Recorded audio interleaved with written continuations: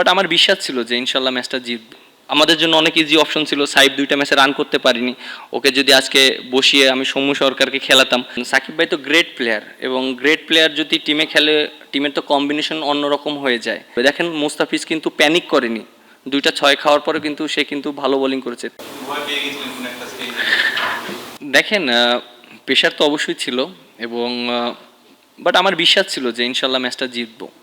কারণ হ্যাঁ, অবশ্যই যেহেতু ক্লোজে হয়ে গিয়েছে খেলাটা, আমরা মিডল ওভারের উইকেটগুলো বের করতে পারিনি, এবং আমরা যদি ওইখানে আরও কিছু উইকেট বের করতে পারতাম তাহলে ভালো হতো।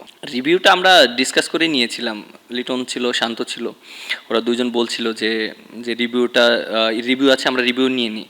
কারণ আমরা তো জানি যে যে আমাদের 2টা রিভিউ আছে, এবং আমরা তো ওটা আমাদের জন্য একটা প্ল্যানিং ছিল আমাদের।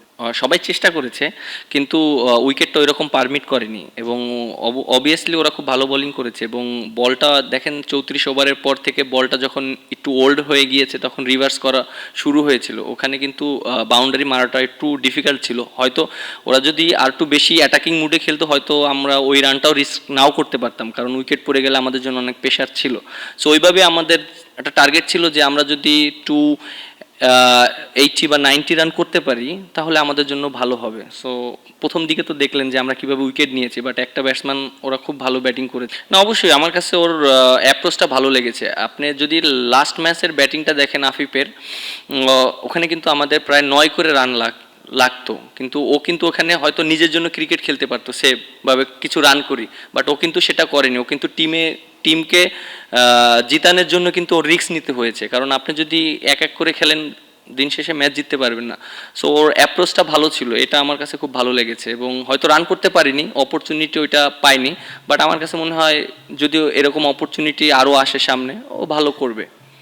দেখেন তানজিম তামিম কিন্তু অনেক ট্যালেন্টেড প্লেয়ার, এবং আমার কাছে মনে হয় যে ও যেভাবে ক্রিকেট খেলে ওর ম্যাক্সিমাম দিনই রান করা উচিত, আমি যেটা মনে করি। এবং ও যদি রান করে টিমের জন্য অনেক হেল্প হবে।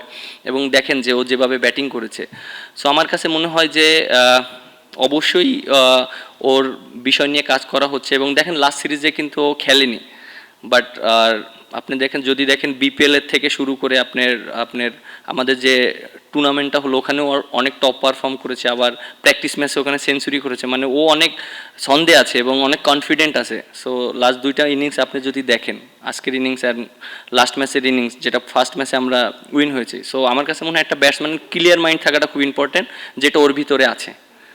হ্যাঁ, তাসকিন দেখেন অনেক এক্সপিরিয়েন্স বলার।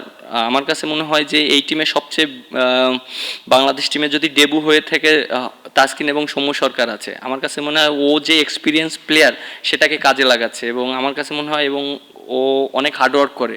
এবং আপনি যেটা বললেন যে এক্সপিরিয়েন্সটা অনেক মূল্যায়ন করতে হবে, এবং তার কিন্তু আজকে দেখেন যেভাবে বোলিং করেছে এটা কিন্তু কাজে লেগেছে।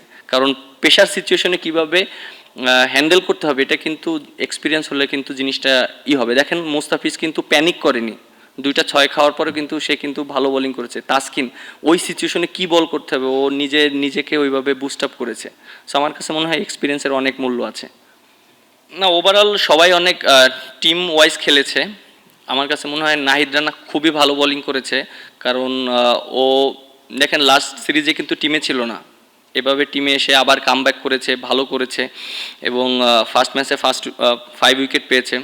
এবং তাসকিন অনেক ভালো বোলিং করেছে। মুস্তাফিজ, আমার কাছে মনে হয় যে বোলাররা তাদের ডিউটিটা খুব ভালোভাবে মেনটেন করেছে। কারণ আপনি ফার্স্ট ম্যাচে যদি দেখেন আমরা ওদেরকে 114 রানে অল আউট করেছি, এবং সেকেন্ড ম্যাচে আমরা কিন্তু হয়তো ফার্স্ট 10-12 ওভার আমরা ভালো করতে পারিনি, বাট আমরা গ্রেট কামব্যাক করেছি। আপনি যদি দেখেন যে লাস্টের দিকে আমরা কিন্তু ওদেরকে প্রায় 40 রানের ভিতরে 6 উইকেটের মানে আমরা নিয়েছি। সো এটা কিন্তু গ্রেট কামব্যাক। সো আমরা হ্যাঁ, আমাদের কিছু জায়গায় ল্যাকিংস আছে, ব্যাটসম্যানদের রেসপন্সিবিলিটি নিতে হবে।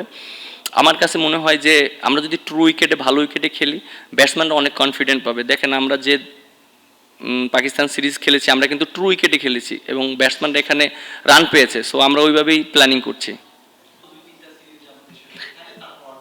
না অবশ্যই আপনি যেটা বললেন সাকিব ভাই তো গ্রেট প্লেয়ার এবং গ্রেট প্লেয়ার যদি টিমে খেলে টিমের তো কম্বিনেশন অন্যরকম হয়ে যায় এবং এটা তো আসলে ক্রিকেট বোর্ড এবং ক্রিকেট বোর্ডের ডিসিশন এবং তারা কিভাবে মনে করেন যে এই জিনিসটাকে সিচুয়েশনটাকে হ্যান্ডেল করবে। আর আমার কাছে মনে হয় অ্যাজ এ ক্যাপ্টেন হিসাবে যে অবশ্যই সিরিজগুলোতে যদি অপরচুনিটি থাকে তাহলে খেললে তো বাংলাদেশ টিমের জন্য অনেক হেল্প হবে, কারণ তার পজিশনে খেললে স্পিন অ্যাটাকটা অনেক ভালো হবে এবং আপনি যেটা বলেন ট্রু উইকেটে স্পিনারদের জন্য কিন্তু চ্যালেঞ্জটা অনেক বেশি।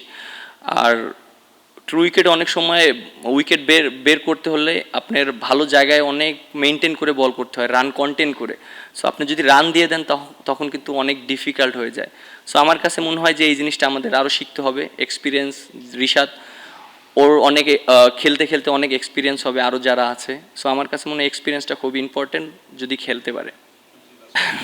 দেখেন আমাদের কিন্তু ফার্স্টে কিন্তু আমাদের লক্ষ্য রাখতে হবে, আমাদের কিন্তু পয়েন্ট খুবই ইম্পর্টেন্ট। প্রত্যেকটা পয়েন্ট আমাদের জন্য অনেক অনেক ইম্পর্টেন্ট।